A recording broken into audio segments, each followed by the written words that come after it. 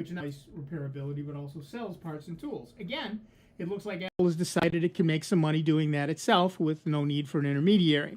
But none of this is to denigrate or criticize the move. It's actually pretty great if you don't mind fixing your own devices and wish they were less disposable. But right-to-repair advocates are still wary of the severely limited list and Apple's long-term intentions. We have the sneaking suspicion that this is I'm speaking for you guys here, that this is going to affect very few people to begin with, because the overwhelming majority of Apple users probably aren't keen on wrestling with the industrial adhesives used in assembling their iPhones. But it is a stepping stone to changing our relationship to disposable tech. So our poll of the week at soundbytes.org, that's Bytes with a Y, Francis would like us to remind you, is Apple realizes there might be money in right to repair. Your choices are, I'm already repairing my own iPhone. I might look into it.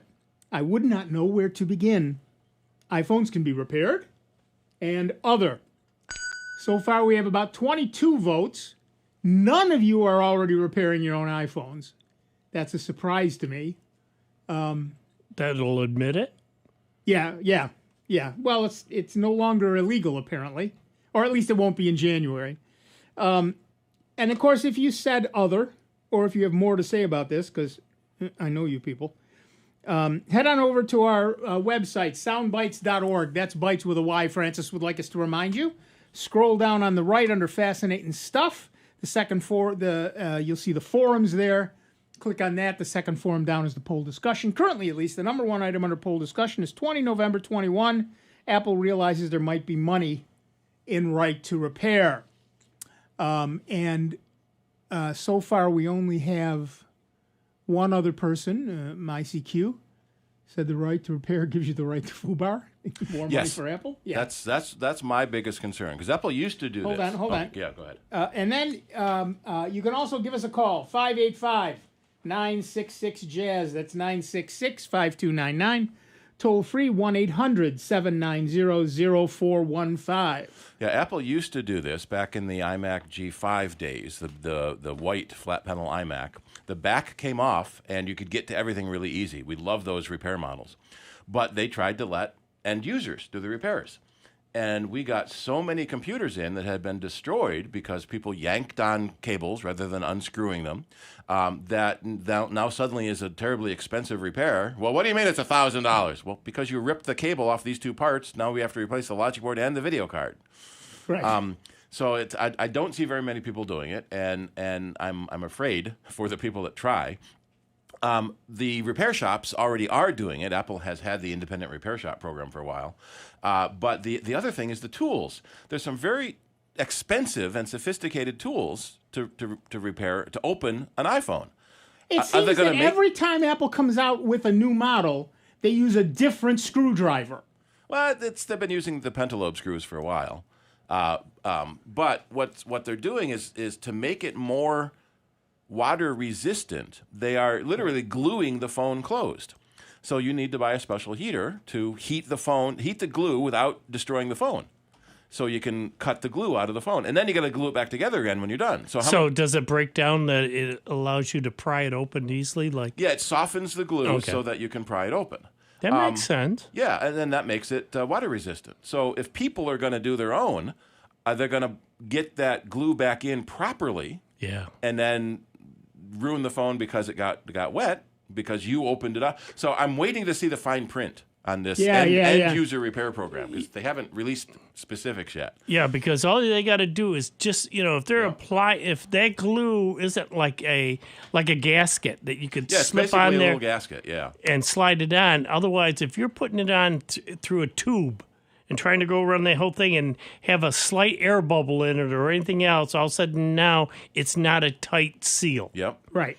And boom, they could turn around and say, "Oh, sorry, no, the water got in there." There were early problems of people holding their phones while they were working out and sweat getting in the charging port. Yep.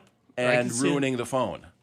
And that's with the seals they already had on it. So that's one of the rumors that we kind of see a phone coming with no ports at all. There was a big deal when they took the headphone jack off. Right. We can see they're removing the charging port too, because they're all wireless charging now. Yeah. Remove the charging port so there's fewer ingress into the phone. So now you got the speaker jacks. Right. So the speakers are actually glued up against the internal case so that if water gets in the speaker holes, because you got to have holes for the speakers to come out, Right. that it can't get into the rest of the phone very easily. Well, that's where it's an issue, and I don't mean this in any form, but women quite often will take their phone and, if they've got, like, say, a V-neck yeah. shirt, slide it in between their bra. Boob sweat. Yeah, and the sweat from your body, if you're a heavy sweater. Don't put your money there either. Yeah, And- please don't. Please. And the water gets in there, and I know somebody that has shorted it out. And Yeah. that actually goes back to the fact that women's clothes don't have any pockets. Because Because my wife and my daughter are about to go out on a quest. Yes. Horses, lances, swords. Yep, there's a big right to add pockets to women's clothes Yes. movement going, please. Yep. Well, that's because women used to have dressers. And Right. they used to have servants that carried all their stuff around. Exactly. And the poor people didn't go anywhere, so they didn't need pockets. Right. By the way, there is a company called Framework at frame.work that makes a fully modular laptop. Mm-hmm. You can replace every single component. It only uses Phillips head screws, and everything is replaceable and therefore upgradable. So you could keep this laptop Until they changed the sockets. no, then you slide out the socket because the sockets are on On a module. module. yeah. So you slide that out. You want a got rid of- USB 3, slide out the USB A and throw in a USB C. Now the M.2s are getting replaced by M.3s. Right. Slide it out, Nice. slide one back in. Does everything. Frame.work is the name of the company. Now, they're not cheap, Yeah. which is the other side of that coin. Well, that's the thing, and this is one thing I've told a couple other folks that wanted to all of a sudden, take their laptops apart to try to change the battery. Well, it doesn't look that good. Mm-hmm. I said, all right, tell you what, and this goes for anybody else that's thinking of getting in there and taking it apart. You're going to see that there are hundreds of little screws in there. Yes. What I would recommend is, if you can, take a piece of white paper and section it all off with little. I would go to the craft store, get a little craft box. That's for even beads good. yeah. Well, what a lot of folks will do is they'll put tape, and put pieces of tape across and create sections. So as you take it out, right on that little square where the screws are coming from, put it in that section. And then do that through the whole thing. But yeah, craft things are great too. Bottle caps, the big bottle caps, just tape those down to your piece of paper and put the screws in there so you can't lose Well, them. I had a dish, and I wound up sectioning it off into 8 sections. Yep. And it was magnetic. There you go. So it was great. I literally could drop them in there and label them 1, 2, 3, 4. And Right. You'll often find out track that the of- problem isn't taking it apart. It's putting Yes. it's putting it back Yes. together. and then having extra screws left Yeah. over. Where'd that screw go? Oh, yeah, that should have been down on the bottom layer after these Right. other 3 pieces went in. Right. One of the interesting things that's happened is the company iFixit, who's been really big on pushing the right to repair, they sell parts and tools. Right. So if Apple starts selling, and the way you mentioned, if Apple, so they have a vested interest in right to repair because that's what they do. Right. But if Apple starts selling the parts and tools themselves, maybe that'll hurt their business. Right. They'll still be able to do it for non-Apple devices. Right. Yeah, Well, but and the one thing that we have read already is it's only going to be for out of warranty devices. Right.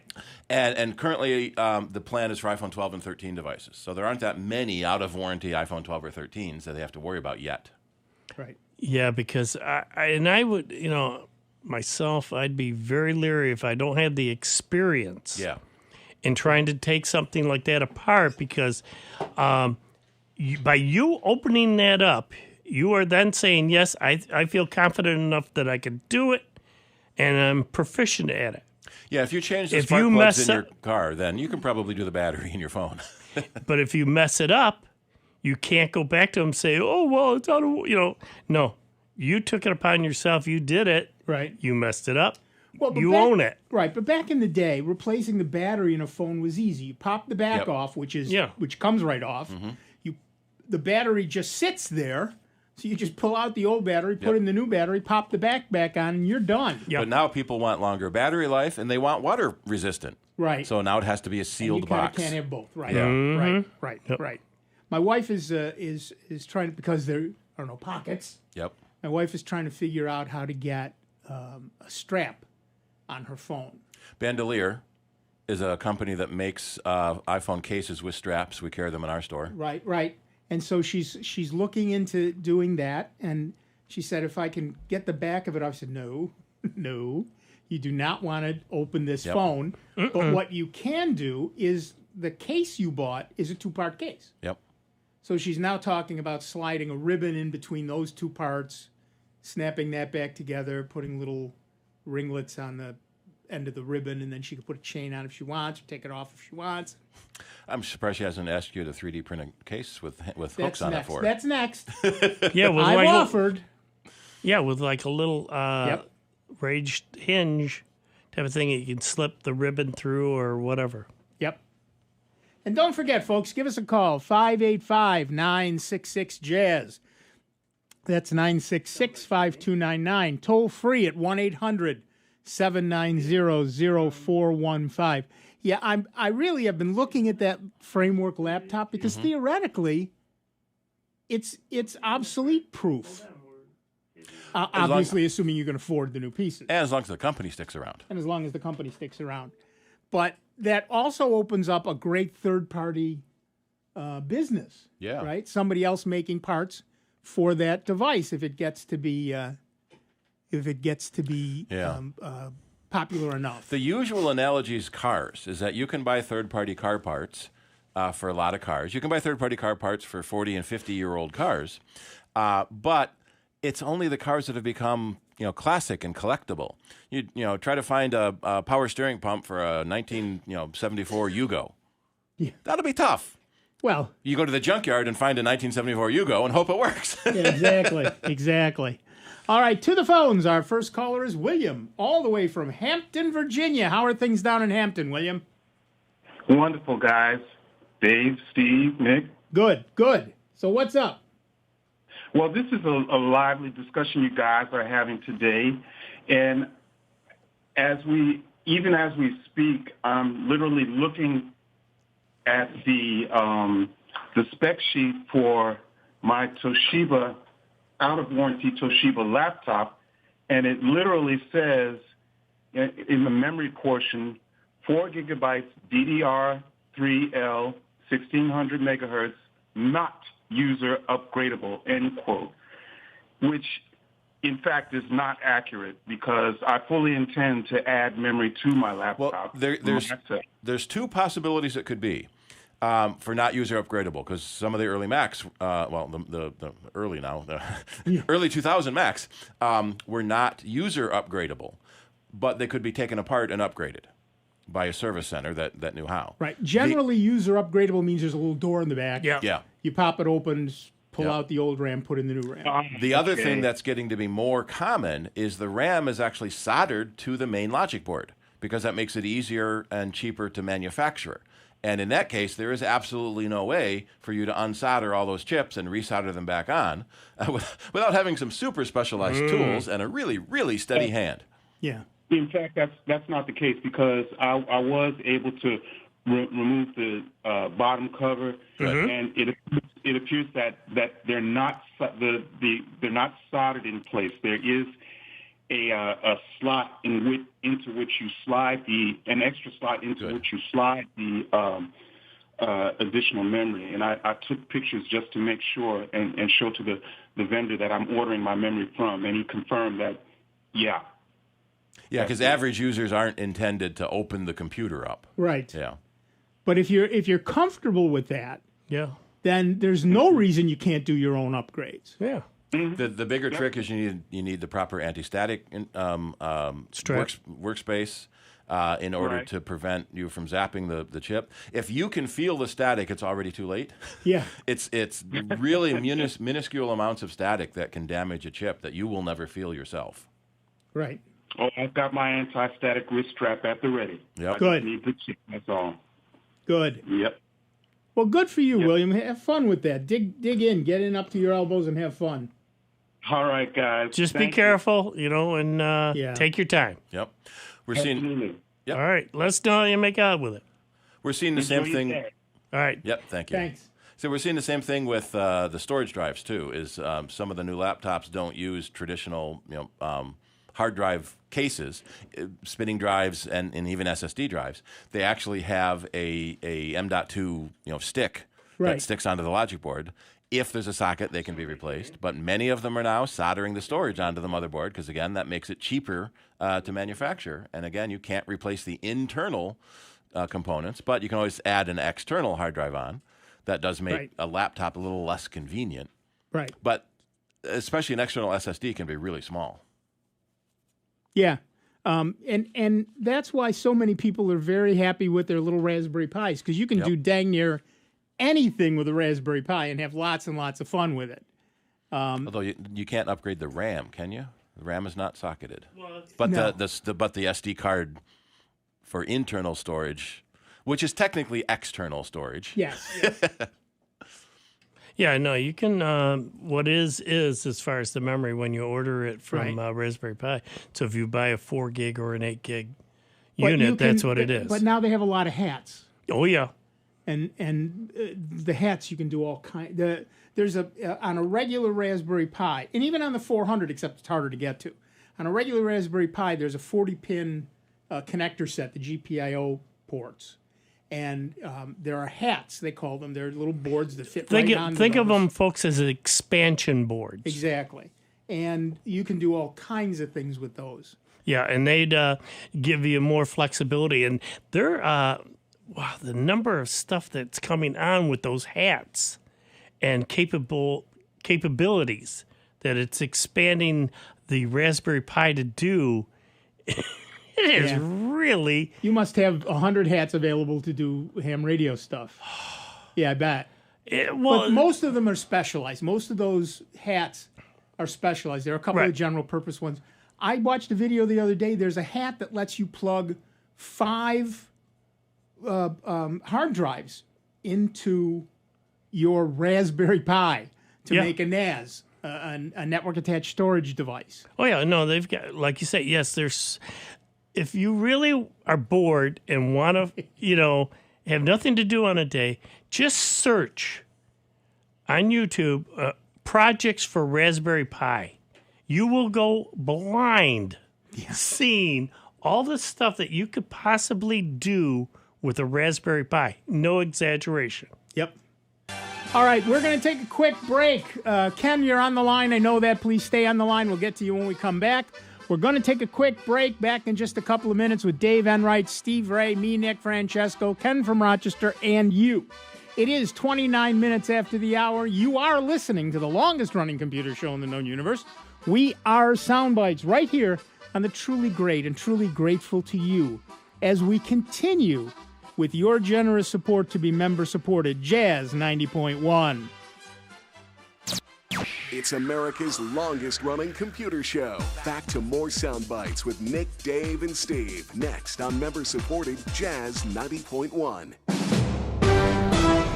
NBC News Radio, I'm Julie Ryan. The White House says President Biden is healthy and fit to execute his duties following his annual physical. Dr. Kevin O'Connor determined Biden to be in overall good health the day before his 79th birthday. Biden visited Walter Reed Medical Center on Friday for a colonoscopy and routine checkup.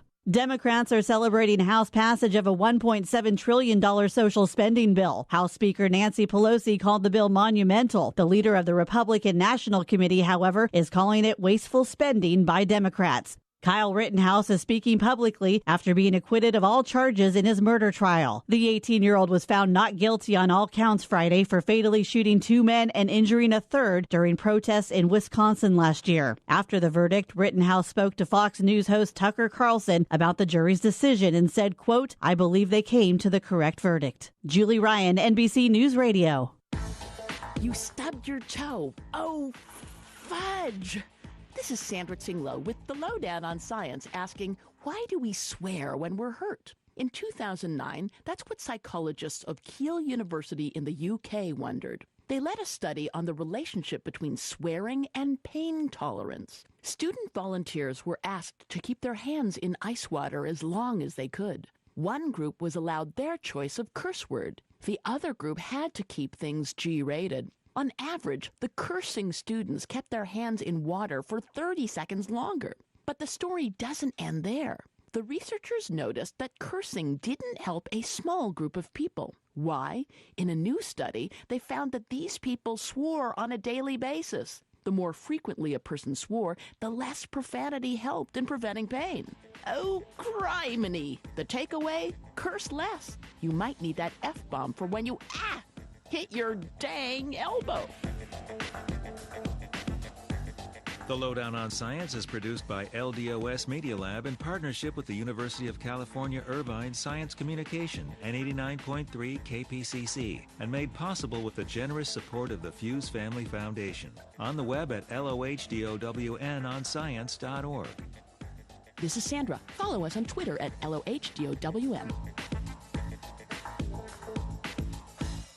Jazz 90.1 is supported by our members and by the RBTL presenting the Simon and Garfunkel Story on stage Tuesday, November 23rd at 7:30 in the Auditorium Theater. To purchase tickets, you may visit rbtl.org or call 585-222-5000. Jazz 90.1 is supported in part by our members and by Kodak Center, presenting A Charlie Brown Christmas, live on stage Wednesday, December 1st at 6 p.m. at Kodak Center, located at 200 Westridge Road. For tickets, you may call Ticketmaster at 1-800-745-3000 or look online at kodakcenter.com. Type 2 diabetes is a serious chronic health threat in America. It affects tens of millions of people. Many people who have the disease don't know it.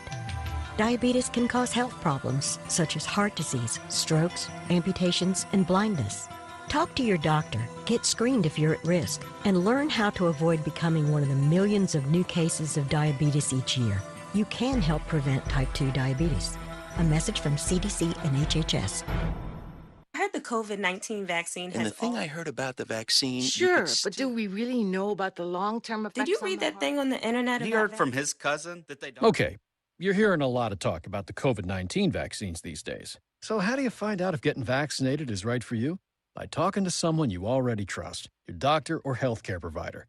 They'll answer your questions so you can decide what's best for you and your family. Go to getvaccineanswers.org to find out more. That's getvaccineanswers.org. Brought to you by the Ad Council. Jazz 90.1 weather. Look for more clouds than sunshine here for the day today across Rochester, Western New York, and the Finger Lakes. The wind will come in out of the south. We'll look for high temperatures into the mid-40s. Tonight brings a cloudy sky. It should be fairly quiet out there. The overnight low temperature in the upper 30s. The breeze will start to freshen a little bit coming in out of a southerly direction still. Tomorrow, look for thickening clouds and showers, especially as we work our way into later in the afternoon and evening, the high temperature in the upper 40s. I'm meteorologist Josh Nichols for Jazz 90.1. And currently right now we've got cloudy skies, 41 degrees out at the airport and 44 here at member-supported Jazz 90.1. Hi, I'm Jim McGrath, host of the Blues Spectrum. I hope you can tune in this Sunday evening from 7 until 9 for some of the best blues around here on member-supported Jazz 90.1. Welcome back, everybody. I'm Nick Francesco. I'm Dave Enright. And I'm Steve Ray. And at 35 minutes after the hour, we are Soundbites, and all the streams are up.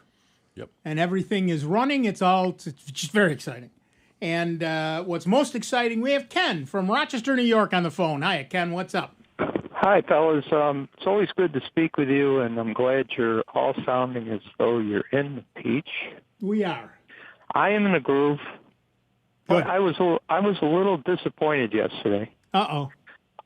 Spoke with a friend yesterday and stated that they were alerted by their employer that a document the employer had mailed to them came back to the employer with a return to sender label, which included my friend's name with a Bronx, New York apartment address. My friend alerted the United States Postal Service that they did not request a change of address, and the United States Postal Service said someone requested the change online and that changing a mail address, home address, I guess, online or any other address was easy to do. They further stated that it would take up to 7 days to correct, and that any mail or package may potentially be delivered to the Bronx, New York apartment address, I guess, during that time. My friend also stated that prior to being alerted, 3 Christmas presents, one of which was an Apple Watch, had yet to be delivered. Yeah. So I thought maybe everybody could be on the alert for that. That's a good thought, Ken. I'm surprised there's no requirement of proof to change your postal address.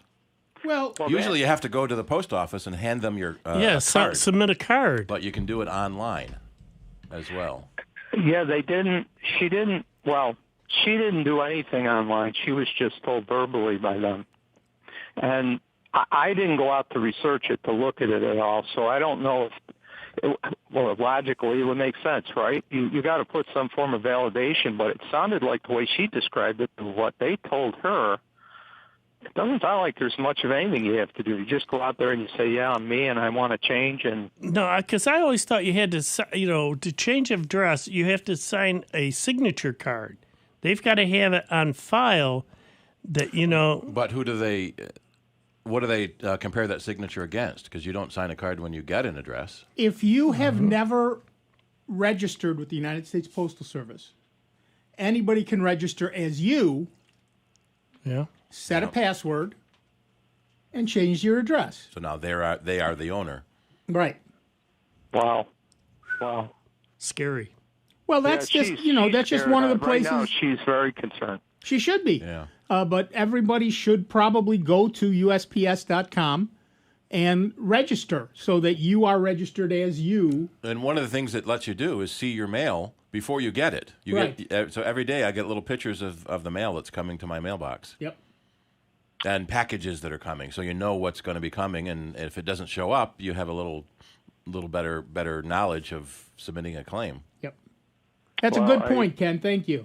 Yeah, I let her know that I was going to keep her anonymous, which... Yeah, of course you should. Oh, yeah, no. We have... Quite often when we pick on people, we usually don't say, whole names. Right. We might say a first name or that, but we never say last names or anything else because, hey, the world's not perfect. Yep. No, exactly. And I'm going to give her a copy of your podcast after it's said so that she can listen to what you just said. And that should be helpful. All right, Yeah. one last question before I go, and I'll hang up if you want to answer it. Got to swap out an old IDE 3.5 drive. Mm-hmm. And the modern ones now are small and whatnot. Mm-hmm. And I know you guys will know what the procedural thing is in order to use the new drive. Do I need an adapter and so on? Well, that mostly depends on what you're putting it in.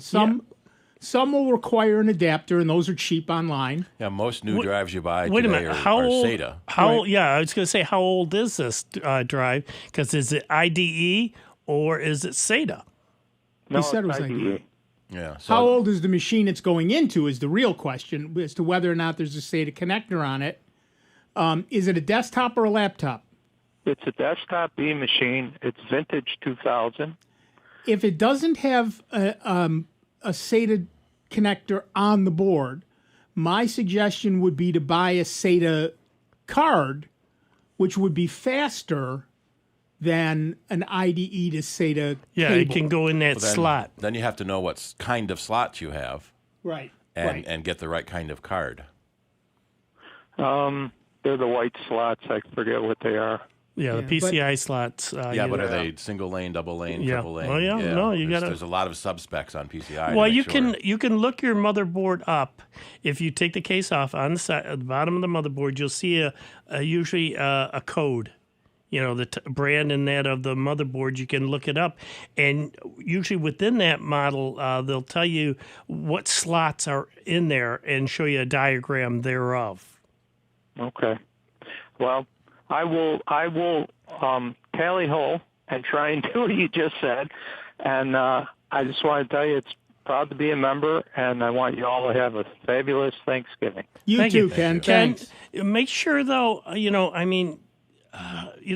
we preach this all the time, and we've told, matter of fact, we did quite an extensive talk last week about with the holidays coming up, that people, if not already, have to be even more concerned about their information.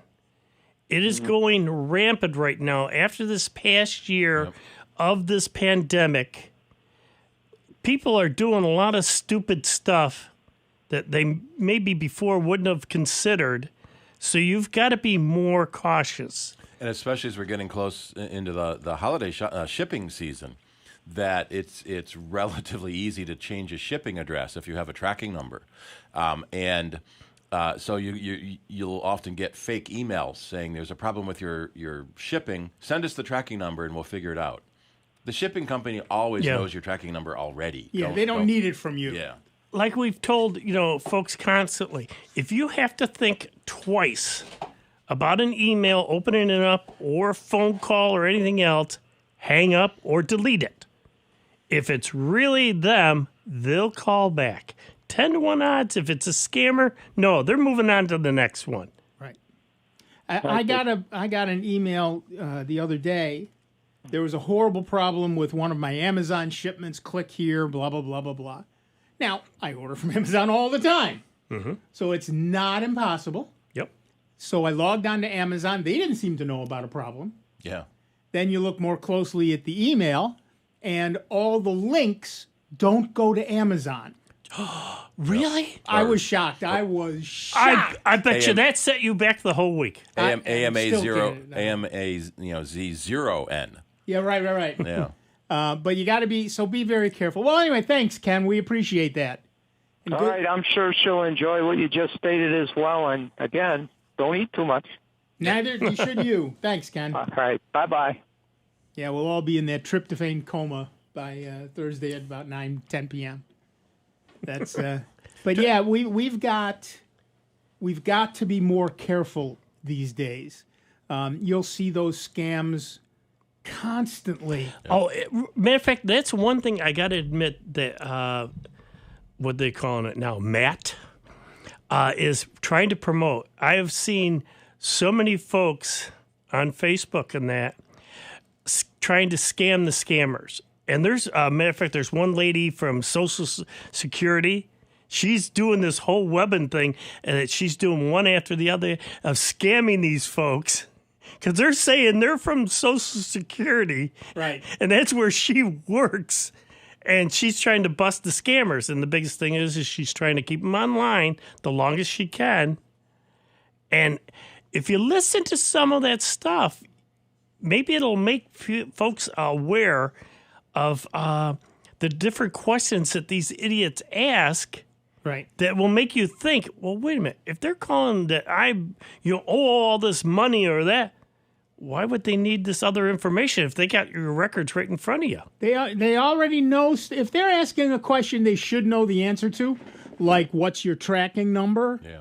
You're done. Be done. You don't have to follow them at all anymore. That's ridiculous. When the bank says send us your account number. Yep. What? Excuse me? If you can't figure out how to look up my account number in your own bank, then I'm at the wrong bank. Yep.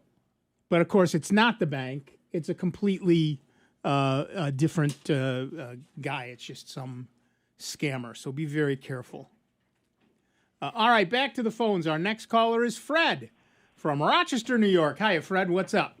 Hi, good afternoon, and grateful member of WGMC. Grateful to have you guys. So happy Thanksgiving for that.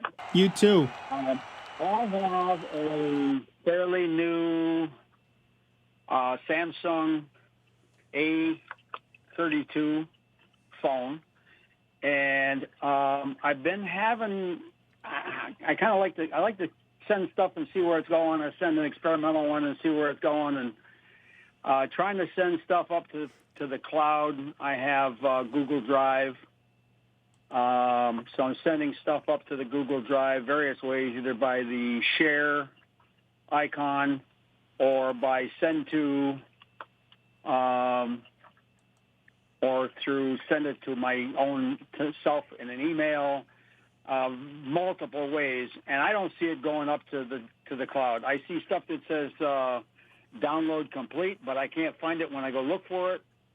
There is a folder in the backup. My phone is backing up to the Google Drive in the backup folder, and there's says that it's 7:00 this morning. It completed the backup, but stuff that I'm actually sending from an app, various apps, copies of PDFs, copies of Google Docs that I created. Not going up to the cloud. I don't know where it's going, but it blinks and it doesn't. And I go back and check it, and I don't see anything in recent. I don't see anything in any of the folders. Is there an error message of any kind? Nope, not an error message. But what I'm wondering is if there's a setting that I'm missing on my phone, or. Well, I just had something similar with my boss this morning, and it turned out she wasn't logged into her Google account on the app in the phone. On the other app she was, but on the app that wasn't working, she wasn't. So we logged in, and then it worked. Right. So it may be that. It may also be Samsung defaults to a bunch of apps that are not Google. So it might be going to Samsung's cloud. That's exactly right. Mm-hmm. You may, in fact, be going to the wrong cloud. It's not to say you aren't going to a cloud. Where's my shirt today? I never signed up for the Samsung. You bought a Samsung phone. You signed up for Samsung. Yeah, you did. 10-1 odds. It's already hooked up to it. It's one of the default things. That's where they, put in a lot of that bloatware. Whether you want it or not, it's part of it. Even if I specify Drive, it's got the Google triangle symbol, and I click on that as the where I'm sharing it to. It gives a blink, and then me being me, I go right there immediately to see where is it, and thought, well, maybe it takes some time, so I'll wait a while, and then There might be some other settings that you're missing inside. Yeah. If you're not logged in to Google Drive, you cannot save to it. In that specific app. In that app. Yep. But I have to be logged in that app or on the phone? Both. Depending on, there's 50 ways to do sharing and there's 50 ways to do sending. Yep. Some ways you can do it right from, as long as you've signed into your phone with a Gmail account, with a Google account, you're good.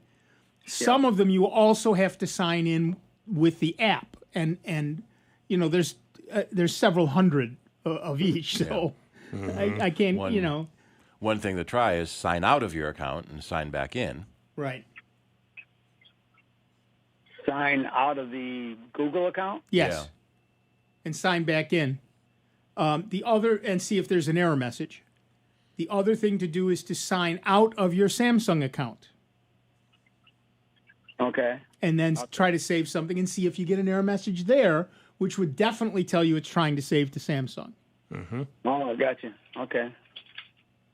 Yeah, because I think I briefly looked at the Samsung, clicked on the icon, and there were some setup instructions, and I just backed out of that because I wasn't interested in it, but I wanted to see where it was, if it wasn't on, and it didn't appear to be, but I can check again. Right. The other thing is, one of the things you can also try is saving to Google Keep. If you have Google Keep on your phone, try saving something to Keep and see if it actually goes there. Is that It's a free Google product. Yeah, it's a free app that you can put on there to save, different notes and all that other stuff. You can put Keep on your phone. You can put Keep on your in your browser, on your desktop, so you can get to it from pretty much anywhere on the planet. whether you use it or not, I'm saying give it a try and see if that works. That'll tell you whether or not you're connected. I love Keep because I love Keep. I put all my medications, Yep. As one little note on there. And it's great. You go into the doctor's office and they go, well, what medicines are you taking? And Exactly. Trying to keep track of them all. Well, I just open up the Keep app, go to that note and say, here you go. I don't remember them all and I can't pronounce half the names. Yeah, I hear you on that, yeah. So I just show them to them and boom, they're done. And then you can send it to them. Is that separate from Google Drive? Yes. No, well, it saves things in Google Drive, which is why I want you to try it. Oh, okay. Right. So there's a little area in Google Drive that is your Keep data. Okay. And that'll tell you whether or not things are working. I'll look for that and give that a whirl. Okie doke. Good luck. Again, grateful for having you guys. Keep up the good work. Thanks. You too. Have fun.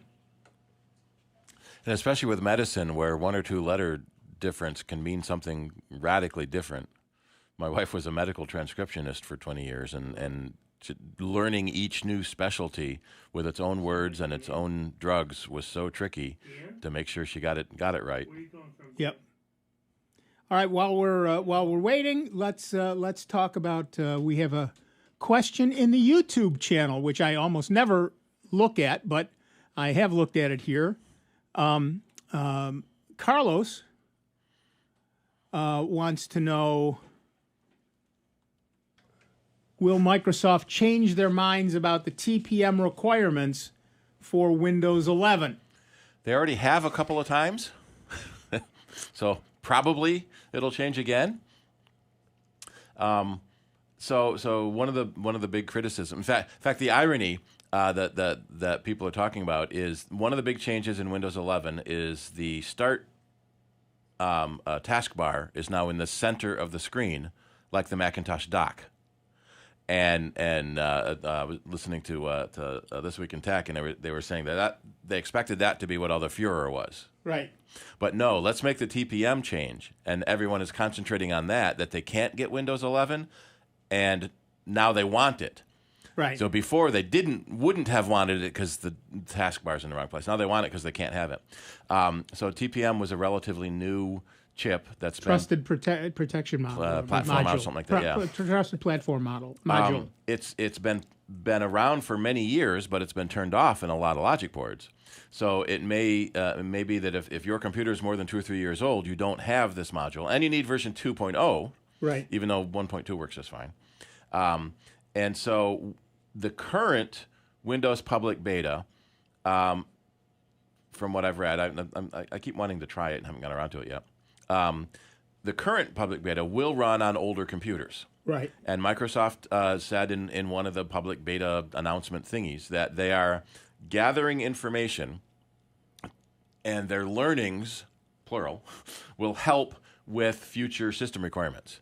Right. So if you have an older computer and a slower processor that isn't normally supported, then you might want to try it on a separate partition, a separate hard drive, separate computer, so you don't mess up your main machine, and see if it works okay.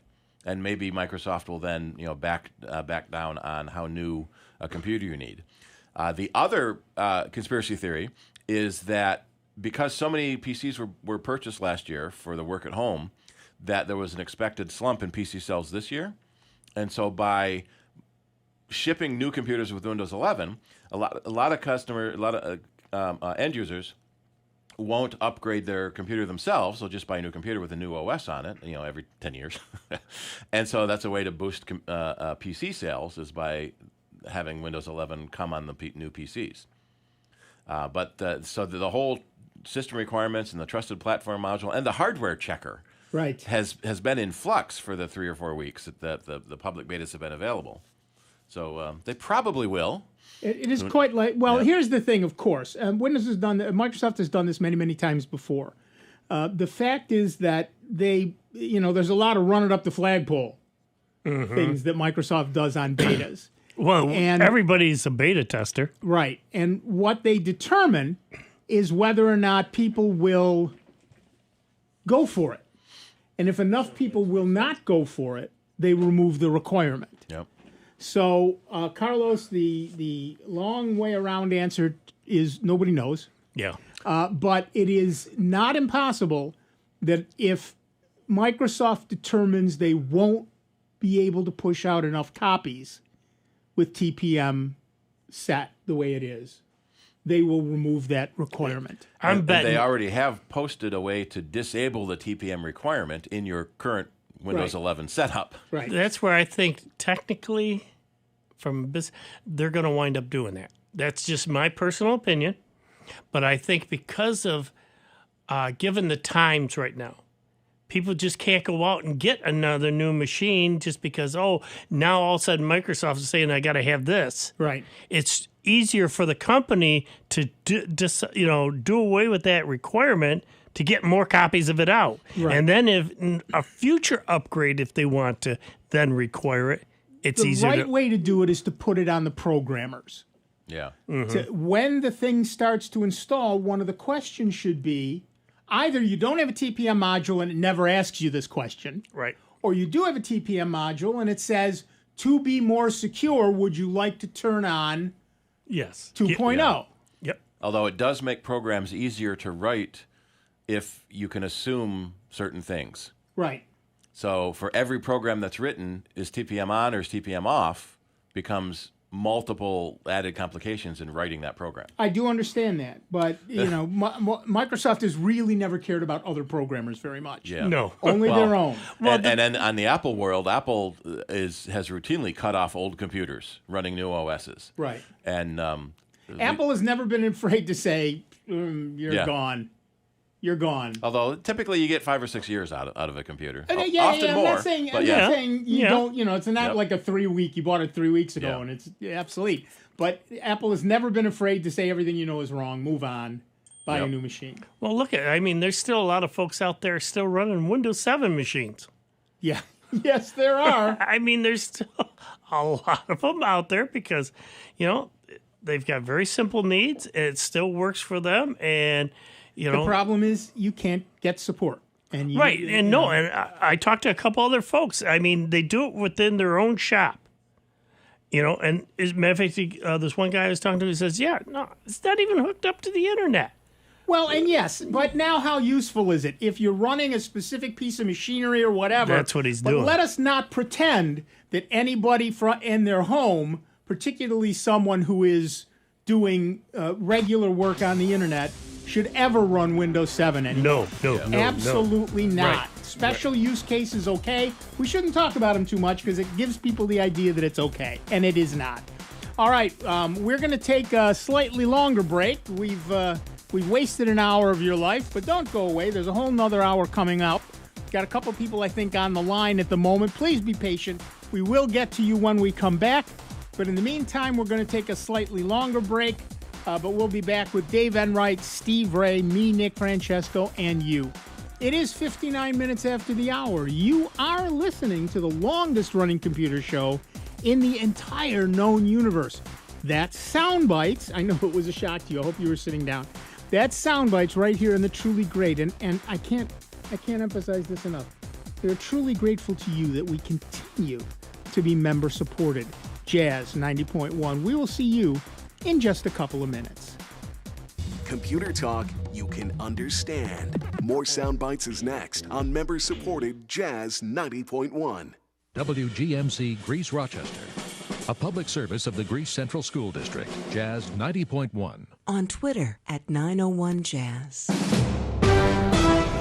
NBC News Radio, I'm Julie Ryan. The White House says President Biden is healthy and fit to execute his duties following his annual physical. Dr. Kevin O'Connor determined Biden to be in overall good health the day before his 79th birthday. Biden visited Walter Reed Medical Center on Friday for a colonoscopy and routine checkup. Democrats are celebrating House passage of a $1.7 trillion social spending bill. House Speaker Nancy Pelosi called the bill monumental. The leader of the Republican National Committee, however, is calling it wasteful spending by Democrats. Kyle Rittenhouse is speaking publicly after being acquitted of all charges in his murder trial. The 18-year-old was found not guilty on all counts Friday for fatally shooting 2 men and injuring a third during protests in Wisconsin last year. After the verdict, Rittenhouse spoke to Fox News host Tucker Carlson about the jury's decision and said, quote, "I believe they came to the correct verdict." Julie Ryan, NBC News Radio.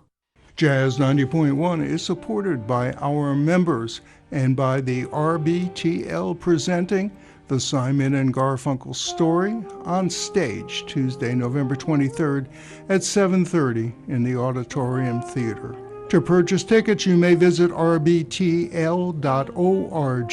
or call 585-222-5000. Jazz 90.1 is supported in part by our members and by Kodak Center, presenting a Charlie Brown Christmas, live on stage Wednesday, December 1st at 6 p.m. at Kodak Center, located at 200 Westridge Road. For tickets, you may call Ticketmaster at 1-800-745-3000 or look online at kodakcenter.com. This program is presented by the Centers for Disease Control and Prevention. Obesity is a major public health problem in the U.S. Nearly 1 in 5 young people between the ages of 2 and 19 has obesity. Unfortunately, children with obesity are likely to become adults who struggle with their weight. Obesity in adults is associated with heart disease, diabetes, and cancer. Children with obesity are more likely to suffer from depression and low self-esteem. Developing healthy habits early in life can help prevent obesity. Eat a diet high in fruits and vegetables, drink water instead of sweetened beverages, and get regular physical activity. These are the most effective ways for children and parents to maintain a healthy weight. Thank you for joining us on A Minute of Health with CDC. For the most accurate health information, visit cdc.gov or call 1-800-CDC-INFO. Possibilities are all around us. We see potential in unexpected places. And when we share our knowledge, vision, and connections, we turn great ideas into action. Together, we can make real change happen. We're Rotary. We are people of action. Get involved today at rotary.org/action. These are more than just the sounds of a safe place to go after school. These are the sounds of interest being ignited and of mentors making an impact. At Boys and Girls Clubs, we don't do just one thing. We do whatever it takes to meet the needs of every kid who comes through those doors. Because whatever it takes is what it takes to build great futures. Great futures start here.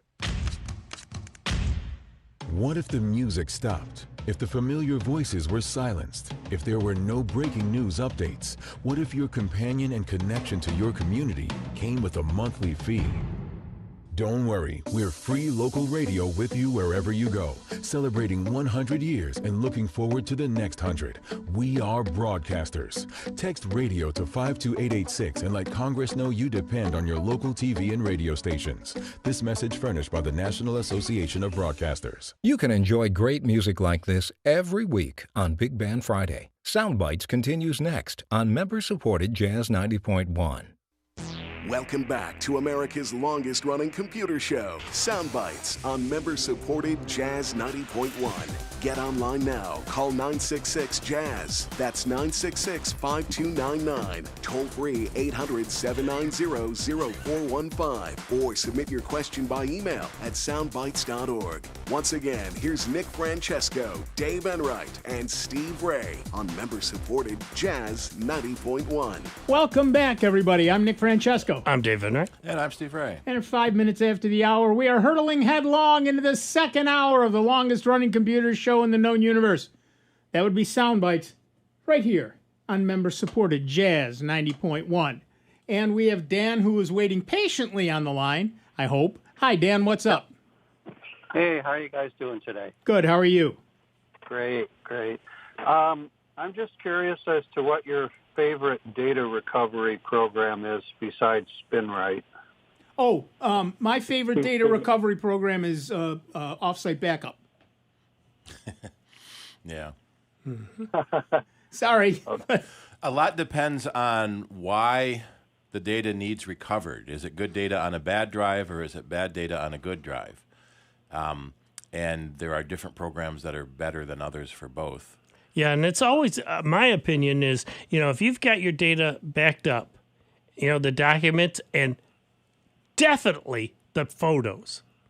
Documents can always be recreated. Photos cannot. So if you've got those backed up, that's Microsoft's way of just telling you, do a clean install, reset everything up fresh, and then put the data back into its folders where it belongs. I've used Data Rescue and Stellar. What's Stellar's name? Stellar. Data Recovery. Yeah, Stellar. And then for physical recovery services, we often use Drive Savers. But Drive Savers ain't cheap. Yeah. No, they're expensive. Assuming that the drive is functioning okay, but say the data structure is messed up, or that's Spinright's biggest forte, being able to fix the repair blocks that can't be read properly. It also depends on. Here's the other part of the problem. There's programs like Victoria, which is a Windows-only program, and it will repair. What do they call it? I got it here. Hold on. Minor repairs. Yeah. To your drive. Okay. Like FSCK. Yeah. That's probably what it runs, right? What's the Windows one? Check disk. Check disk, yeah. And then there's MHDD. Look, if you go to alternative2.net and type in Spinright, you'll see a bunch of free alternatives. Most of them are for Windows, obviously. In fact, I think all of them are for Windows. And they're certainly worth a try, but nobody's going to promise. Yeah, many of the programs will have like a free trial. Well, they'll recover 10 megs to let you see if that worked, and then you buy the program and recover the rest. The one thing I haven't liked is most of the recovery programs have started doing subscriptions. Right. So if you want to recover more than one computer, you have to pay the $100 for each computer, or you buy a $500 subscription for all of your computers. Right. So it's like they're intended for one person with one computer. So what is it you're trying to get off of certain files? Yeah, got a SSD that seems to be missing a few files, but I can see others. I can see most of them. I just can't see the ones that are not there. So that's probably an undelete program rather than a recovery program. Right. Yeah. If they have been deleted and not overwritten, that's the other key thing. Overwritten, you might be able to get them back. The real problem is always people delete something accidentally, then write something new to the drive, which overwrites the now free space. Yep. And that program is lost forever. But if you have an undelete program, it should at least tell you whether or not the data you want are recoverable. And do you have one or two in particular you like? Most of the recovery programs also have an undelete option. Right. Okay. What do you use for Macintosh? Stellar or Data Rescue. I've played with one called Disk Drill, but I mostly use that for it's got more extensive smart recording. The data recovery services you have to pay for. There's also one called Recuva, RECUVA. RECUVA, Recuva. It does a lot of stuff: hard drives, external drives, USB drives, DVDs, CDs, memory cards. So it says it'll even undelete files from your iPod. There's a company called Ease US, and every search I give for any data recovery stuff, their ad pops up very first. Oh, always. Yep. Always. And just that point makes me not like them. Exactly. They might be a wonderful program, but they're in my face. They do make Recovery Wizard. Yep. Which is look.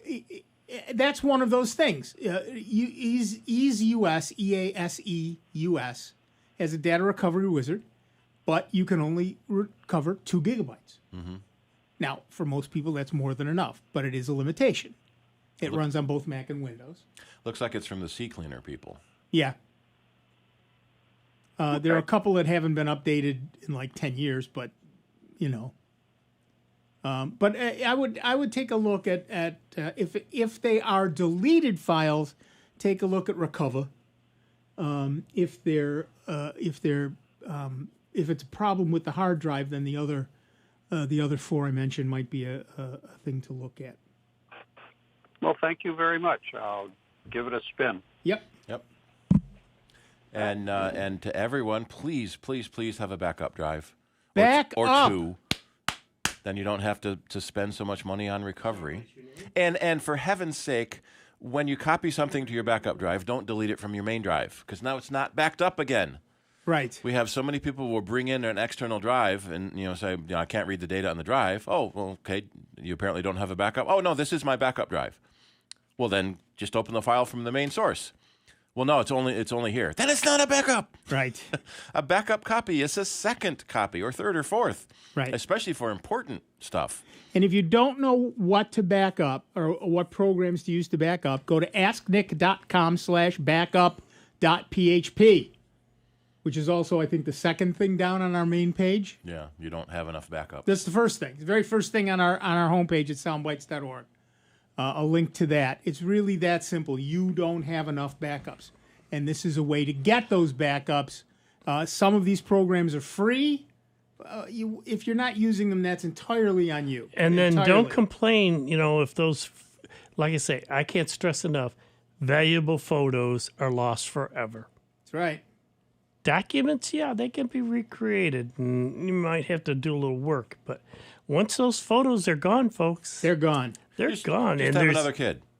Yeah. Yeah, and start with a whole new set of photos. And then recreate all those special moments that you had. Or, your parents that have maybe no longer with you, or other special friends. So the first kid, there's 1,000 photos. The second kid, there's 100 photos. The third kid, who cares? That's right. Third kid, maybe you saved their grammar school ID card. All right, back to the phones. Our next caller is Richard from Arundecoit, New York. What's up, Richard? Hi, guys. Hi. About a half hour ago, Steve Ray mentioned the fact that it was regarding mail delivery, and he gets a photograph of mail he's about to receive the next day. In the next couple days, right? yeah. When it goes through the main sorting facility, they take a picture of it and email it to me. How do you sign up for that? On the USPS website. It has a name. Let me see if I can find what the name of it is. Well, that's an amazing... Informed amazing. Delivery. Say it again, sir? Informed Delivery. What, .com or something? No, on the USPS website. Informed Delivery. Yep. Yeah, Okay. you look for that and you sign up for And that's it. right on the main page, but I'll post a link to it too. I see. Okay, great. I'm gonna sign up. There you go. Yeah, Thanks, guys. That was an easy one. So I get pictures Bye. of all The my Wells Fargo wagon Yeah. is coming down the trail. Okay. So I get pictures of all my junk mail before I get my junk mail. Exactly. Well, and it's only first class. That's the other thing. Yeah. But that's fine. Well, they were saying, though, All right, thanks, Richard. come the first of the year, though, there are going to be changes to the Postal Service. Yeah. Hopefully. Yeah, we'll see. Yep. And We'll see. start getting things on time. That would be nice. I'm still looking for... I ordered this one magazine. The last issue that I got was back in June. June, very nice. You know, And those subscriptions run out eventually. But I just ordered it in January for a year. I call them, well, we'll extend you. I said, okay. And that was for a few months. That was a few months ago. Now I got to call them again this week and say, because they said, oh, you should start receiving it. And I mean, here, it's almost the end of November, and the magazine usually comes out at the beginning of the month, and I still haven't gotten September's and October's. Right. I think it's on one of those cargo ships over in... Maybe. Or they've got the wrong address and they've been and somebody else is getting all your magazines and going, this is great. Why, I'm not going to give it back to them. Yeah. We've been getting magazines for a friend of ours that passed away, that's 6-7 years ago now. and my wife likes it because she likes those magazines and doesn't have to pay for them. You're right. We she keeps ignoring the renewal notices, and they keep sending the magazine anyway. As a child, I used to live on Lincoln Avenue in the city, and there was a Lincoln Street in, I want to say, East Rochester. Yeah. And we used to get their mail all the time. I mean, all the time. And that's back when there were 2 and 3 mail deliveries a day.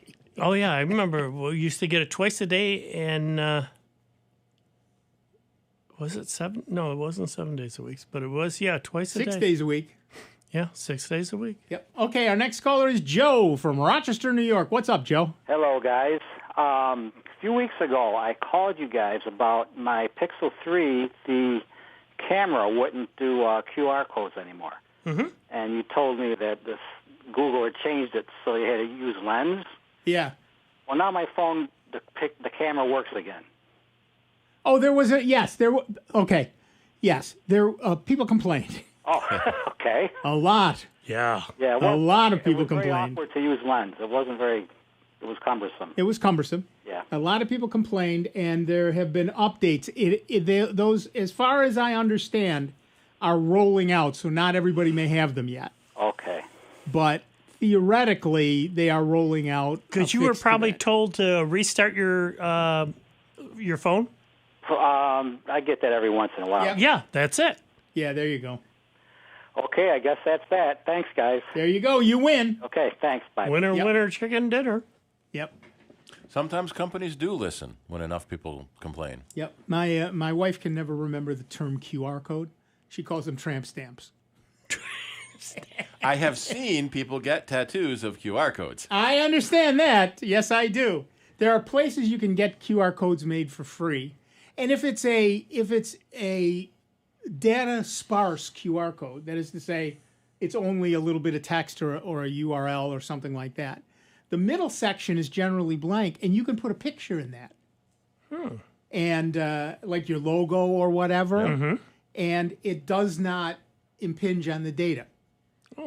So people see that a lot. It depends on whether it's a dense code or a sparse code. Hopefully the code is correct. It's not like people that get foreign language things tattooed on them, and it's conjugated wrong or doesn't mean what they think it means. Yeah, or it's an insult of some sort. Yeah. And hopefully, Oh God! I just found someone had a Rickroll. The QR code on his leg is a Rickroll. Yeah. On YouTube. So you scan that and it plays it on YouTube. We had that at RIT. There was a campaign where I forget what it was for, but it was something, hit the QR code and go see a website about something they were doing. And somebody put out a whole bunch of them that were Rickrolls. Nice. They looked, of course, you can't see from the code, but the rest of the picture around it was exactly the RIT piece of paper. You stick it over the existing paper. Yep. They'd have to be pretty precise as a tattoo artist. Yeah. If you make the slightest little hiccup or somebody sneezes or moves on you, you could wind up messing up their Q code big time. Yep. I did a couple of QR codes, tramp stamps for my wife's coffee business. She had a giveaway for one free cup of coffee. Well, how do you make it one free cup of coffee? So I wrote her some stuff that you scan the QR code, you get your free cup of coffee, and then that you're not good anymore with that QR code. It's not going to work again.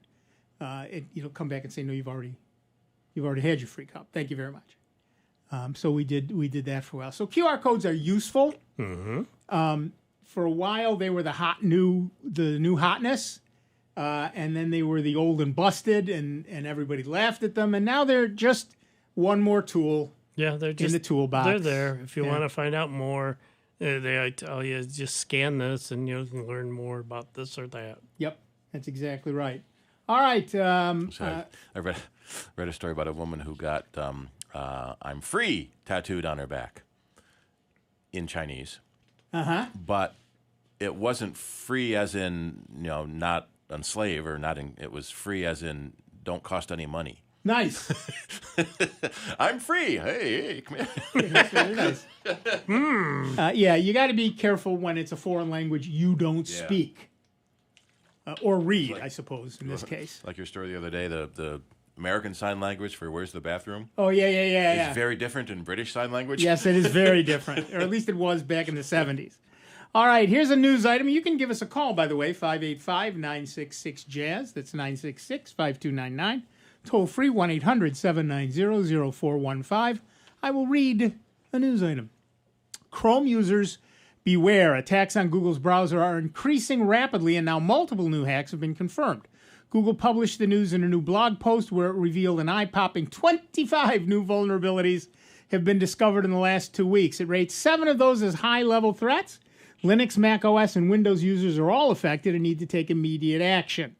Chrome has run into further trouble after numerous reports from users that the new version, 96, breaks access to major sites like Instagram, Twitter, Discord, and more. Users receive the message, something went wrong, try reloading.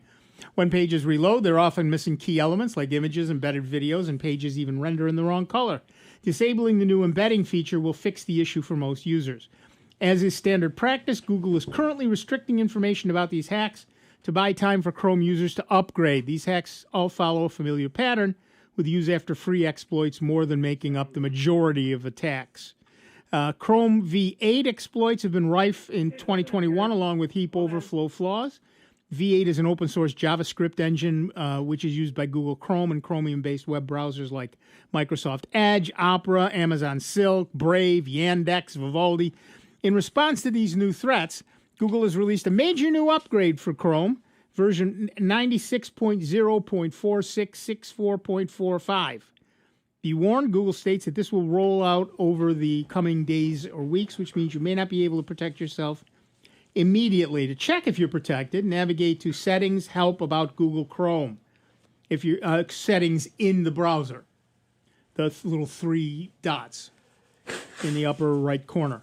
If your Chrome browser is listed as 96.0.4664.45 or higher, you are safe. If the update is not yet available for your browser, make sure you check regularly for the new version. Remember, after updating, you must restart your browser to be protected. This step is often overlooked. It is to Google's credit that fixes for high-level attacks are consistently released within days of their discovery, but they are only effective if billions of users subsequently restart their browsers.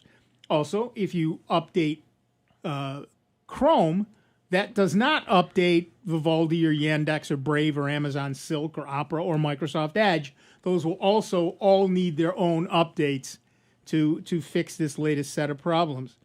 So make sure the very next thing you do is check your browser version right now. Check to see if you're up to date. Every browser gives you an update button. In Google Chrome, it's about Google Chrome, and you can check to see if you need an update. So do it. I'm updating mine right now. Yeah, very good. Are you up to date? Give us a call, 585-966-JAZZ. That's 966-5299. Toll free, 1-800-790-0415. Just like what? No, I was going to say, mine have been doing it just up in the upper right-hand corner. You'll see if you're running Chrome, you start it up. All of a sudden, if you notice in the upper right-hand corner, it'll say update. Yep. Click on it, folks. It's safe. You can do that. Right. And we're going to go to the phones. Our next caller is Jerry from Rochester, New York. What's up, Jerry? Hello, guys. Hey, I heard the section earlier today about laptops becoming more and more one piece with no user serviceable parts inside. And one of the things that kind of surprises me is that you, as IT professionals, haven't been advocating using an external storage device for all the user data. You can get something like a 32 or a 64 gigabyte USB flash drive that's about the size of your thumbnail. You plug it into a USB port, and then the only setup that you have to do is to direct all your applications to store the local data on that drive instead of the internal drive. Well, we've been recommending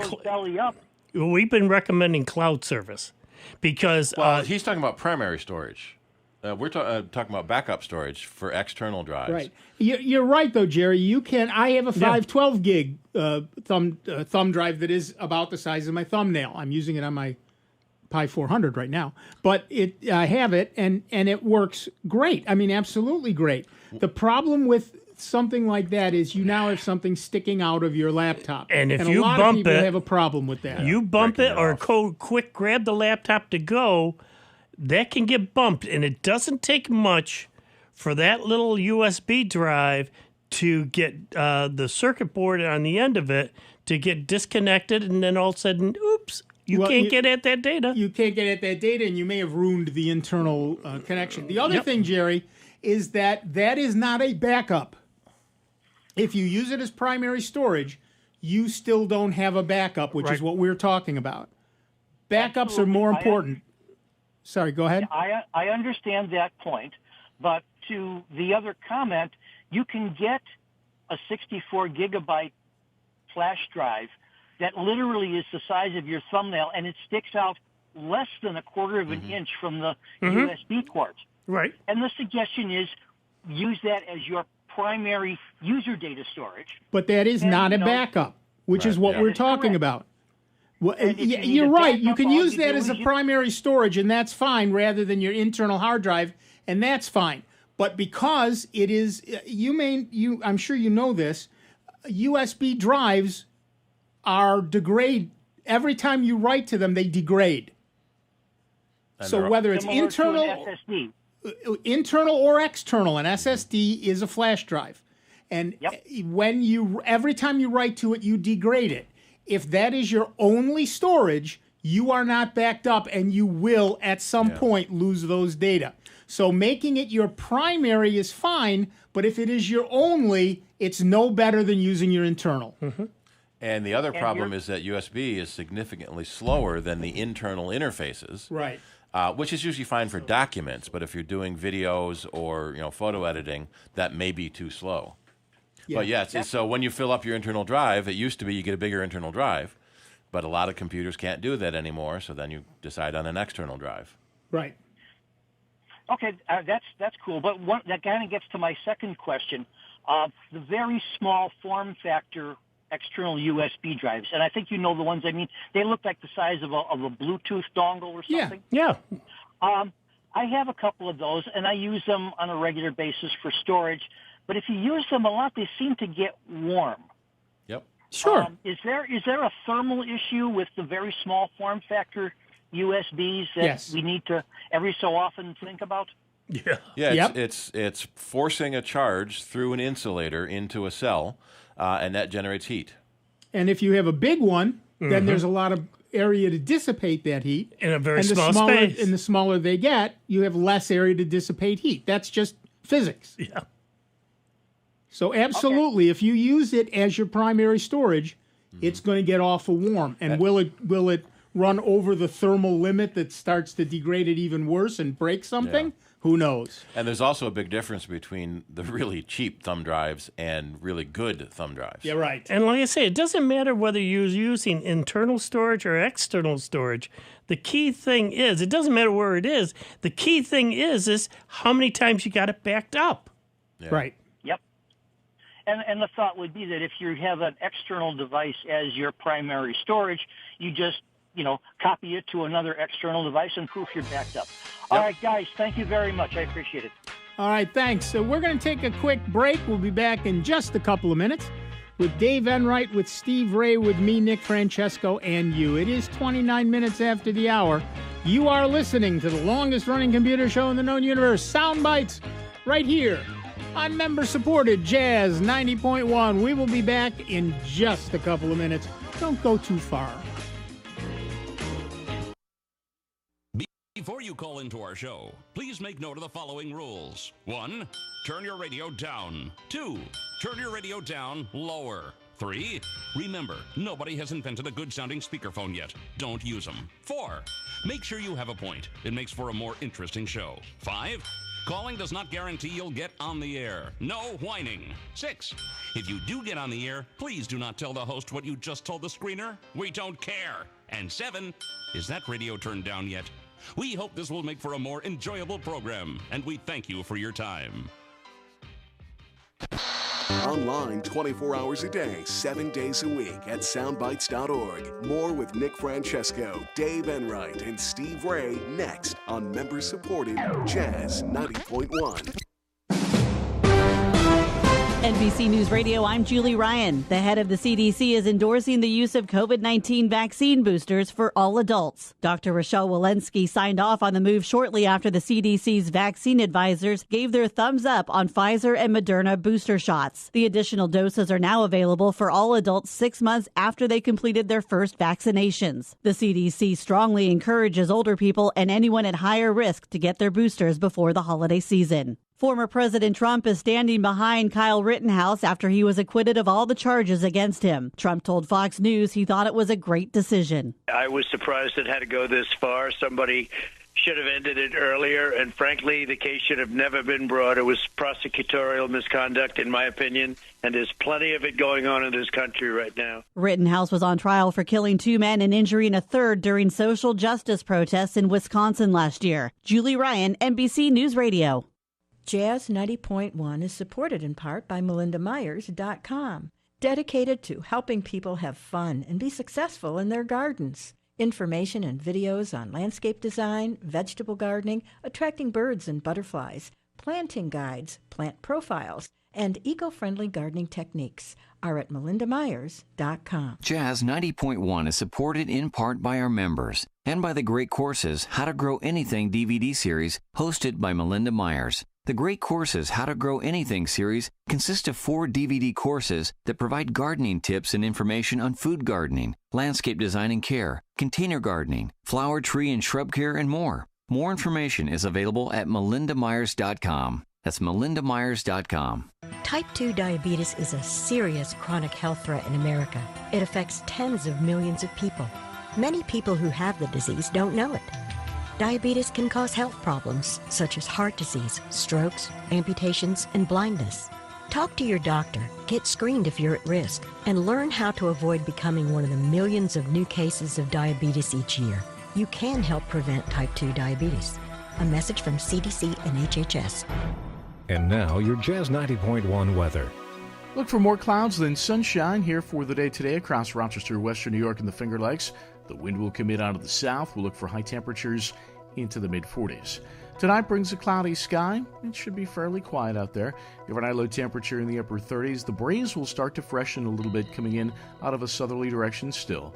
Tomorrow, look for thickening clouds and showers, especially as we work our way into later in the afternoon and evening, the high temperature in the upper 40s. I'm meteorologist Josh Nichols for Jazz 90.1. And currently right now, we've got a few clouds out there, 41 degrees out at the airport and 43 here at member-supported Jazz 90.1. This is Matt Shackelford. Join me or Rick Petrie on alternating Tuesdays from 9 to midnight on member-supported Jazz 90.1. Welcome back, everybody. I'm Nick Francesco. I'm Dave Enright. And I'm Steve Ray. And at 34 minutes after the hour, we are Soundbites, and we have Buck from Penfield, New York, on the line. What's up? Hi, gentlemen. I have a question. Mm-hmm. I've been fighting with something on Windows 10 ever since it's been on my machine, and I don't know if you guys have covered it before or not. It has to do with displaying network computers on the file browser, on the file window. That has always been a problem. Yes. I've been all over the Internet. I've done all the system switches on and off, switch to manual to automatic, and nothing works. The one thing that works pretty much all the time is to get a domain server that manages all those network names for you. So I've got to go to a third-party product.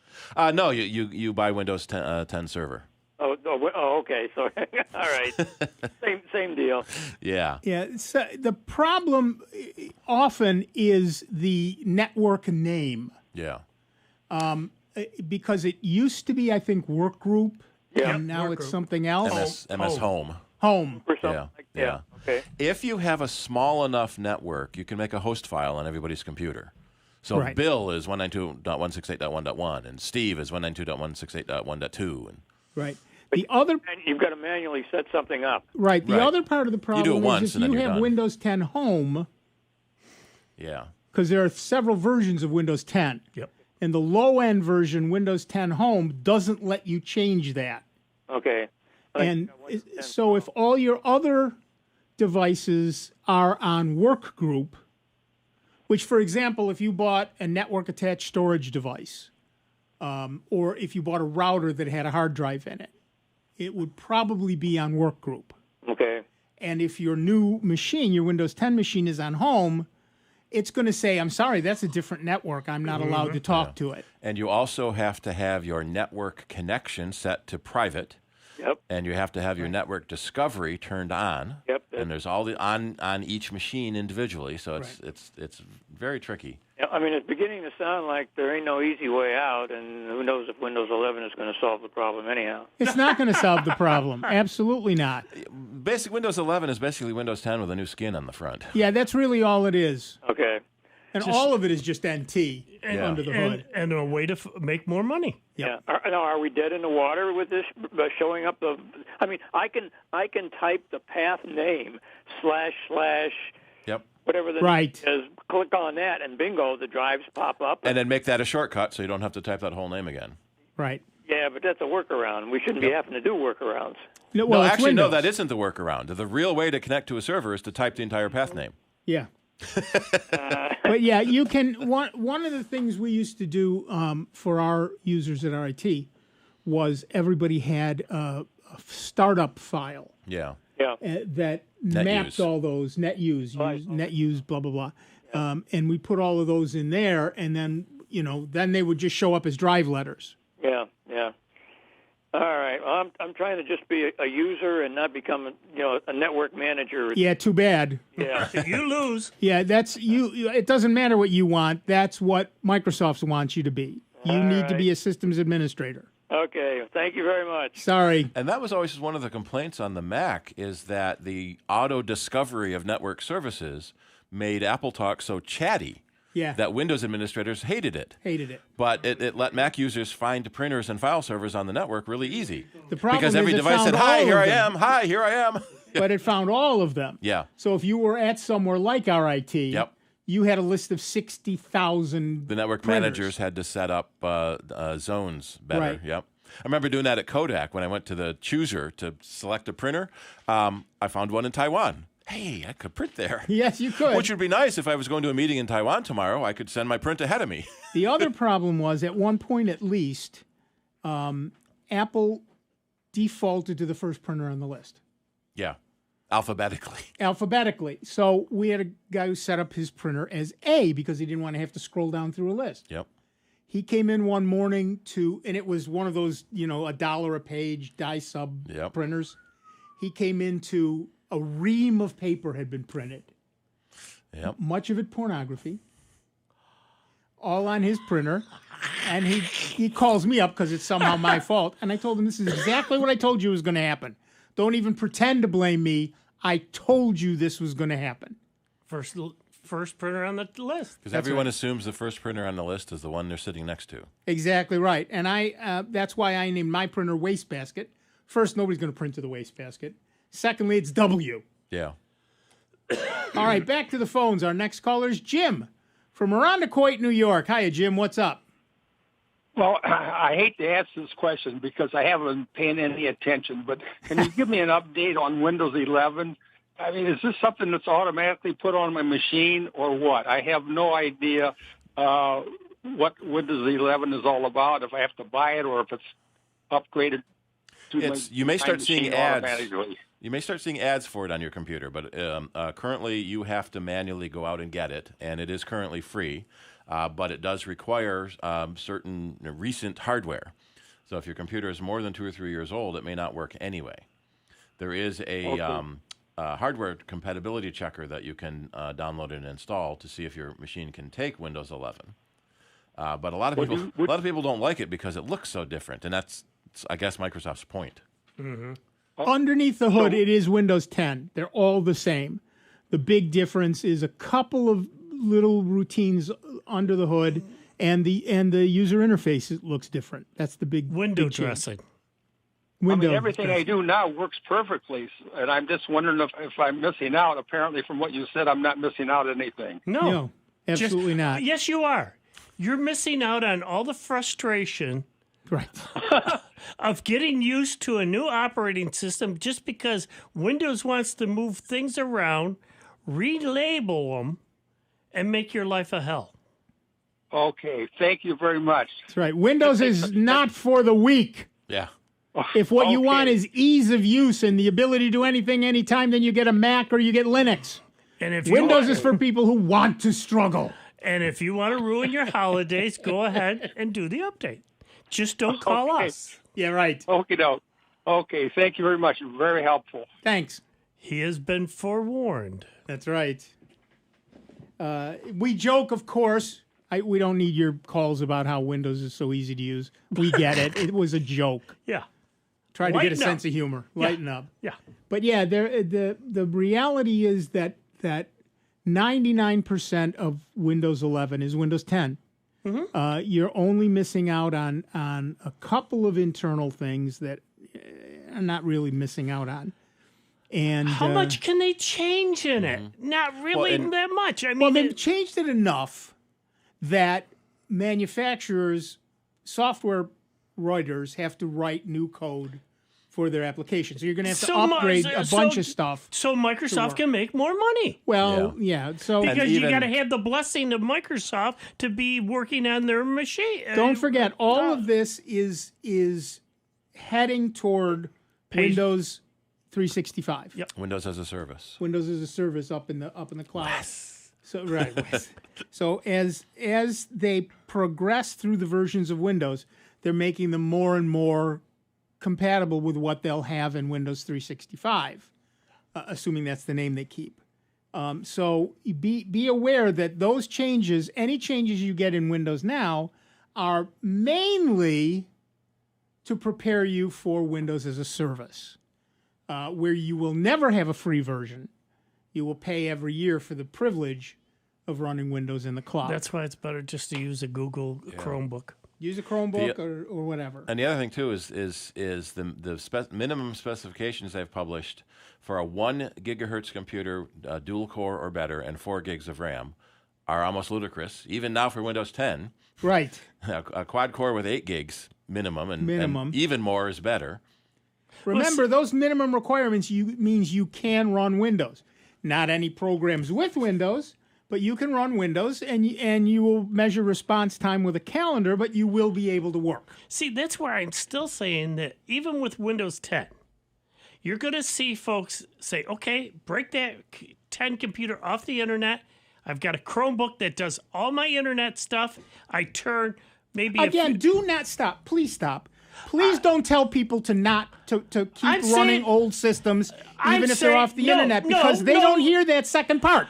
They don't hear off the internet. They don't hear it. I said Windows 10. Don't correct me. Yeah, even so, I they said don't hear Windows. it. I said what they're doing. If you listen to me, what I said is what they're going to drive people to do is stick with Windows 10 because they don't want to go up to a paid service up there, that they're going to force them to go to some other system, whether it's Unix, whether it's a Chromebook, whether it's go to a Mac, because folks don't want to do that. They still want some control. Windows 10 will become unsecure. Yep. Because they're simply going to stop updating. I'm not saying that. I'm not saying. Right now, the support goes to 2025, which sounds like a long way away, but it isn't. It's not. No. But they may extend that then, but we don't know yet. We don't know yet, and it is unlikely. If Windows 365 is becoming successful, they will not extend Windows. And see, that's 10 the scary. support. That's what I'm hearing from a lot of folks. They do not like the idea of Windows 365 up in the cloud where they have no control. I'm hearing a lot of that. Yep. From a lot of my old customers and everything else. Yep. And that's why I'm telling them, then fine, stick with a Chromebook. If you've got to go on the internet, do correspondence and everything else, a Chromebook will do that from now until the cows come home. Right. You don't have to worry about the spyware. You don't have to worry about Windows updates and everything else. You can still talk to your customers and everything else. If you're a programmer and you're writing Windows 10 code, you need a Windows machine. Or Windows anything code, you need a Windows machine. If you're writing a program that runs on Windows, you need a Windows machine. If you are working for a company that has a Windows-only program that you must use, then you need a Windows machine. Everybody else, not so much. And this is where even we've been talking about, even with the Chromebook, and you and I have talked about it countless times, I can create something in Chrome Docs or a spreadsheet, and I can hand it over to any other corporation, and they don't have to know what the heck I created it in. That's right. Because it doesn't mean beans, but it doesn't tie me to Microsoft. Right. Because I'm doing it on my Chromebook, and I'm doing it in Google Docs. And I'm free of that. And, you know, I don't have to worry about the spyware, the malware, all that. Right. I work with a couple of companies, and one of them, we have a Google Workspace. Mm-hmm. And all I have to do is write stuff in the Google Web Workspace, automatically shared to everybody. We got one guy. God forbid he doesn't download it in Microsoft Word, but you can do that. Mm-hmm. Yep. We got another guy who prefers to print everything out, and he downloads it as a PDF, and you can do that. But everybody else collaborates online, and we all just get into the document, and we write, and we do stuff, and we add things, and we keep our agenda that way. So, you know, you go to the meeting in the morning, and you open up the document, and there's 15 people have added things to the agenda. And you can just go right down the line and do whatever you got to do. Same with me. I've been able to create stuff with this group that I belong to, and diverse folks. But again, because we're all I'm putting it up there, they don't know that. I created that slide in Google. Right. They just sit there and say, "Oh yeah, okay," and they add it to the presentation. They're able to get it up and going. Right. Can you send me those slides? Absolutely. Mm-hmm. File, download as PowerPoint. There you go. Sounds like you. Yep. And everybody can read PowerPoint. I can send you a PowerPoint slide on your Mac, even if you don't have PowerPoint. Yep. Google Slides will read it. Apple Slides. Apple Keynote will read it. Apple Keynote. That's it. Open Office will read it. Fred from Rochester again. Yeah. I just heard someone saying that companies are trying to team up to form a competitor to Microsoft Office, and I said, well, there's already Google Docs and Open Office and LibreOffice, and there's a lot of competitors to Microsoft Office. What are you thinking of? Right. But you're right. They're all out there. And all of the things he mentioned are free. Yep.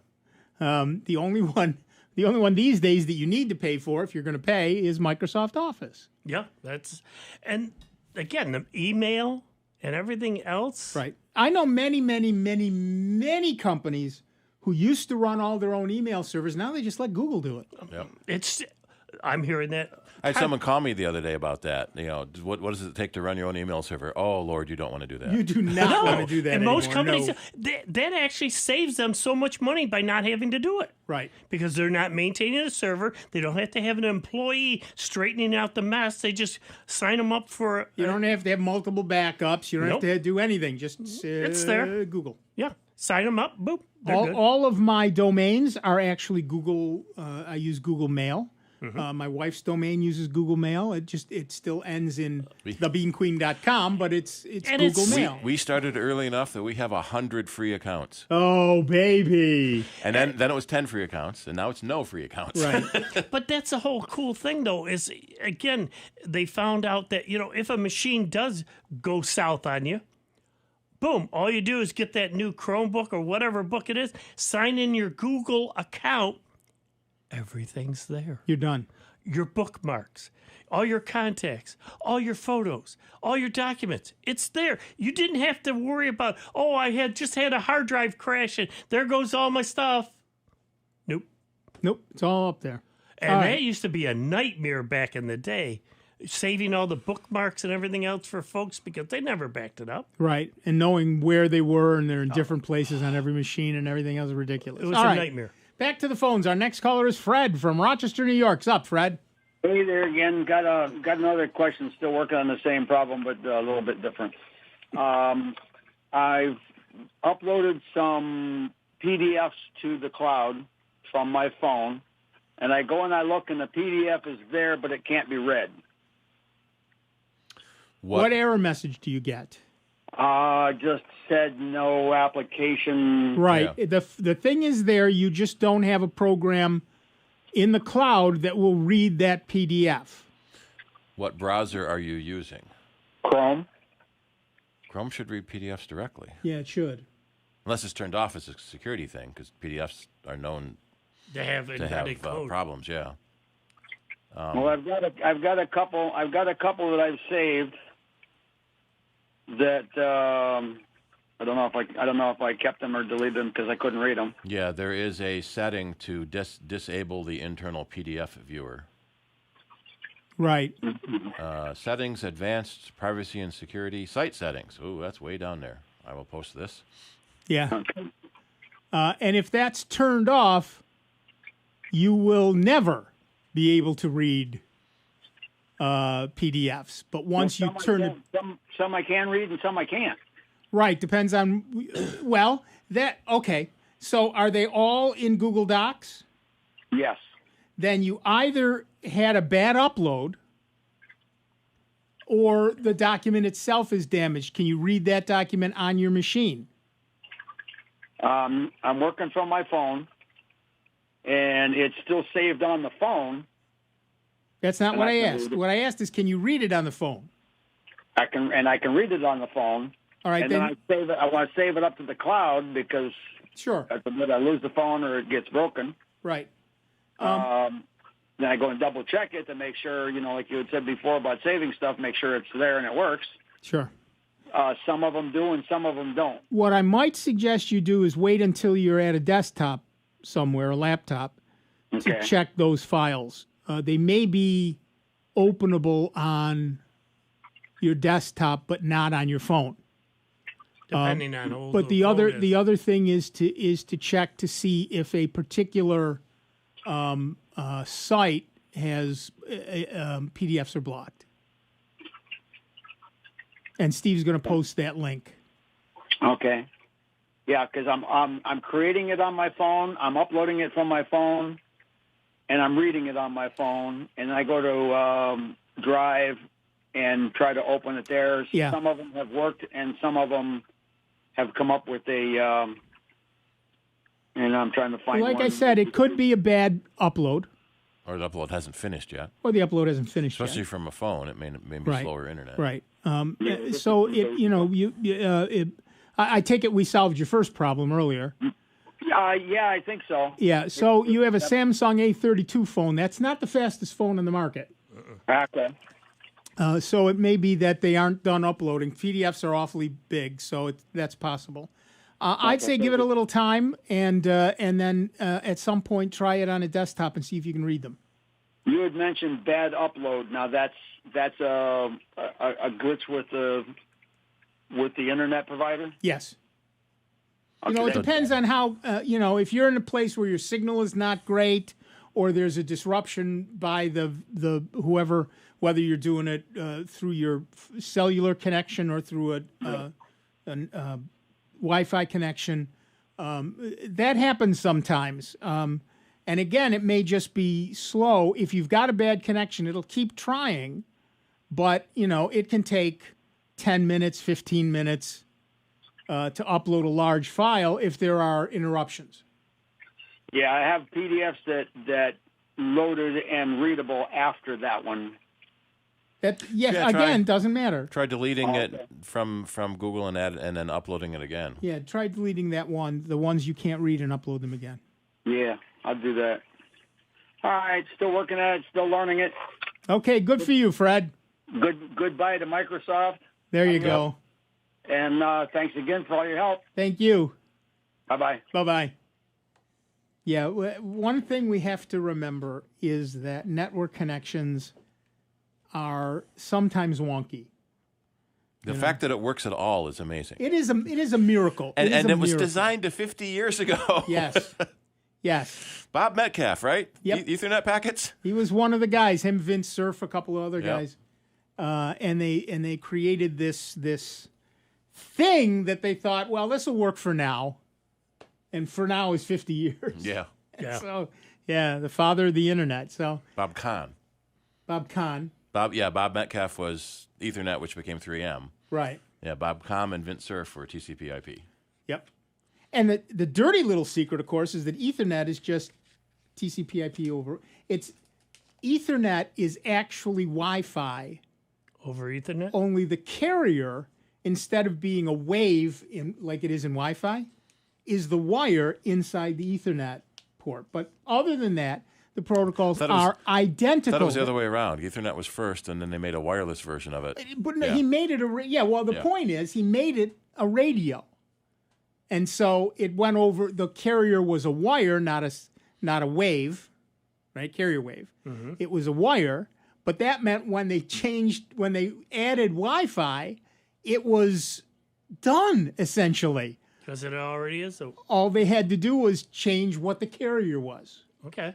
Instead of a wire, it was a wave. They were done. I used to work at a translation company, and trying to translate Wi-Fi was very hard because in a lot of languages it translates into wireless wire. Yeah. So it's Ethernet over radio waves. It's a wireless wire. Right. Right. That's why nowadays most languages understand the term Wi-Fi. Yeah. Directly.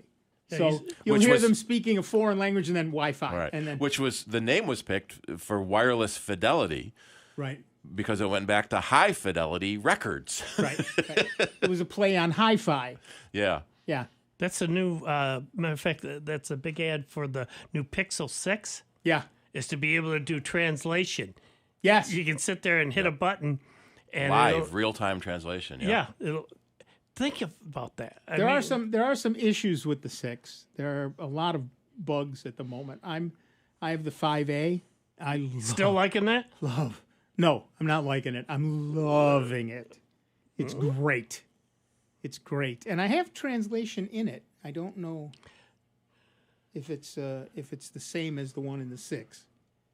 But right. I mean, they've added. I still keep getting the updates. I just got an update again for mine. I got an update. And I've got the too. 3A. Yeah. Don't forget, everybody. Tomorrow night at 9 p.m. Eastern Time, we will be in the Soundbites Lounge. Soundbites.org/lounge will get you there.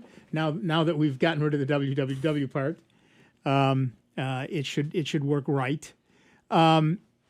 So we're doing that. But yeah, I have found with my new phone that my major frustration is I keep having to reconnect things that were previously connected on my old phone. So I couldn't run my Wi-Fi analyzer. I forgot when I first set it up the last time, I had to say allow location. Mm-hmm. Mm-hmm. I'm still finding that like 2 weeks after I got my new computer. Well, it's exactly just like we've said before, even when you lose a credit card, trying to remember all the things that you had to do auto pay. Yep. No different with then on the phone, setting up all the different apps that before once you set it up, boom. And, well, it's just like when I go to the drugstore and they ask me, what's my wife's phone number? I don't know. It's in my phone. I got to look it up. Exactly right. I don't remember it. Right. I sometimes get in trouble because my boss is hotkey 1 and my wife is hotkey 2. Oh, yeah. Be very careful. Maybe you ought to make hotkey 3. Put something in between them. All right. That music tells us that we are done for another week. I want to thank Dave Enright and Steve Ray. I want to thank everybody who called in. I want to thank me, Nick Francesco, for just being so wonderful. And humble. And humble. That's, God bless me. I'm so humble. We want to thank. Choked him up. Choked him up. Please vote in the poll, everybody. That's at soundbites.org. I'd love to see some fairly high numbers in that poll, please. And we're done for another week. You can join us tomorrow night in the lounge, soundbites.org/lounge. If you're subscribed to AskNick.com, we do the same thing on Wednesday nights. But we're done for another week. You've been listening to Soundbites right here on member-supported Jazz 90.1. We will see you in just 166 hours. Jazz 90.1 is supported in part by our members and by Rock Holiday Village, December 3rd through the 19th at Martin Luther King Jr.